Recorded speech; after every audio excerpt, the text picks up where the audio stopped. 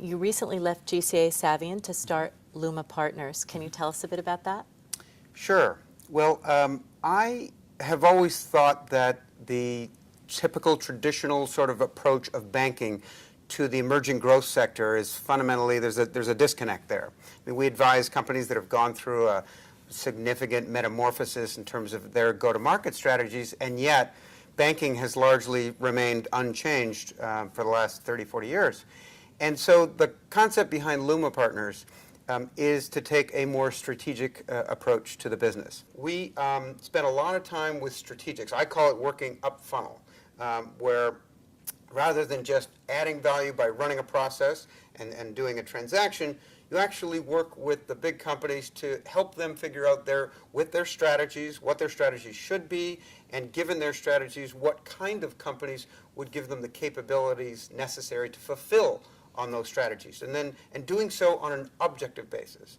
So once you've sort of identified a company or companies, then you try and make it happen. You're effectively banking the transaction. Ultimately, you'll represent one side or another, but I think it's a much more value-added strategic approach than just showing up and saying, hey, you want to buy a company. You've been in the media space for how long? 21 years. Major changes. If you had to pick the three most significant changes, what are they? Well, media has gone through an evolution over time. We had in the 90s the explosion of sort of what was called new media. And it was really sort of, we had been through a long period where traditional media had been unchanged for 100 years. You had print, you had television, you had radio. And all of a sudden, new media was largely represented by the explosion in cable TV. And what it meant was there was more fragmentation, more choice for consumers, and yet you started splintering audiences. Obviously, the advent of the online channel was a sort of further fragmentation of that same concept. And I think we're into this sort of third phase, if you will, of the metamorphosis of media, which is very sort of data-driven. So media companies are understanding exactly what a consumer likes, dislikes, proclivities, you name it, and the ability to both collect and apply it in aspects like social, mobile, local, and in real time, I think we're at a fundamental inflection point in the development of the media industry.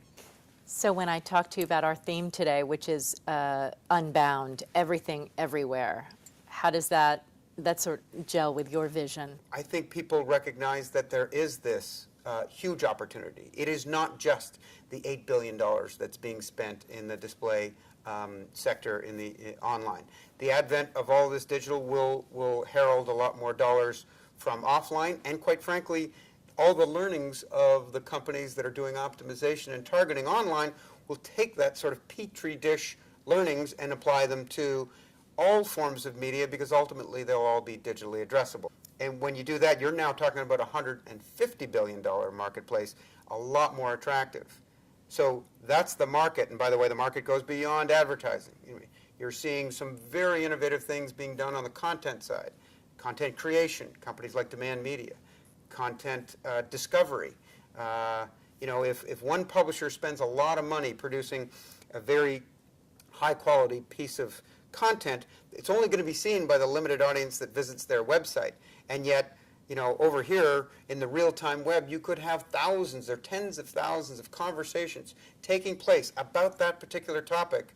And so I think these new targeting and optimization capabilities will effectively build on-ramps to be able to deliver that premium content in front of the people that are actually in market for that topic in real time.